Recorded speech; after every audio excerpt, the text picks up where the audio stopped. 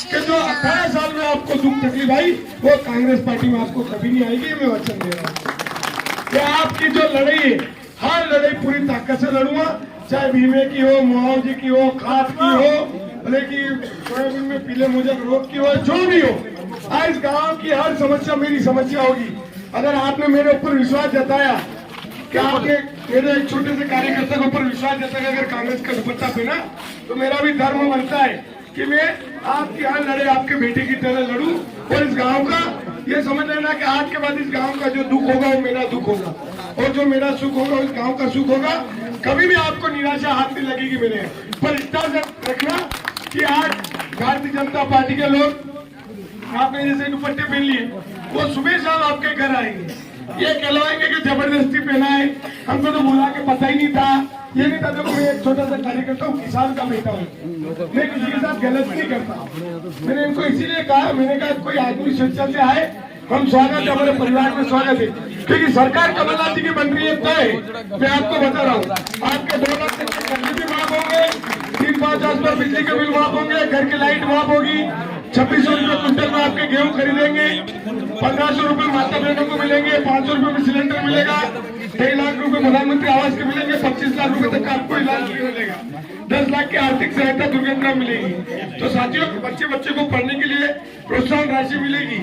तो योजना बहुत सारी कमलनाथ जी की, और कमलनाथ जी ने वचन दिया, कोई घोषणा नहीं करी।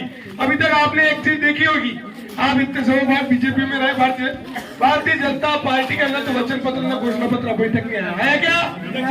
आया? माननीय मंत्री जी गाँव गाँव घूम रहे हो, कह रहे हैं कि हम भविष्य में करेंगे। क्यों? कि 18 साल में उन्होंने कुछ किया ही नहीं, तो लोग विश्वास ही नहीं करते अगर उनका कुछ किया भी नहीं। पर कमलनाथ जी ने 15 महीने में बहुत कुछ किया है। इसलिए मैं आप सबसे हाथ जोड़ के विनती करता हूँ कि आपने जो दुपट्टा पहना, ये दुपट्टा नहीं, ये मेरा मान सम्मान और हमारी लाभ है। तो इस गाँव से इस बार विश्वास से जिता के भेज दो। मैं कह रहा हूँ कि वल्लभपुर में जितनी योजना बनेगी सबसे पहले अगर विधानसभा में लागू होगी तो इस विश्ना गाँव में लागू होगी। ये मैं आपको वचन दे रहा हूँ। जो भी काम होगा, अगर काम की नींव की शुरुआत कहीं रखी जाएगी तो विश्वास से रखी जाएगी, मैं वचन दे रहा हूँ। पर बूथ आप जिताओगे तो इसने बूथ आपको जिताना है, राम जानकी मंदिर के सामने खड़े हो, ठीक है? तो ये बस इतना सा आशीर्वाद के मैं दोनों बीच में छोड़ के आया हूँ, माफी चाहता हूँ। आप सबका प्रेम आशीर्वाद स्नेह बेटे पे बना रहे, आपका सुख दुख का साथी हूँ, हमेशा आपके लड़े रहूंगा। हाँ, और एक और गौशाला, सबसे पहले तो गौशाला तो हमारे कमलनाथ जी ने पहले ही दिया कि हम सबसे पहले गौ माता में गाय खिलाएंगे। अरे ये तो प्राइवेट डिपी की तो योजना ही है, इसमें घोषणा पत्र में है, वचन पत्र में। एक तो डिपी की जो योजना बनेगी वो चालू होगी, एक स्कूल का जो मामला है यहाँ का, वो स्कूल वाला मामला फुल ये होगा।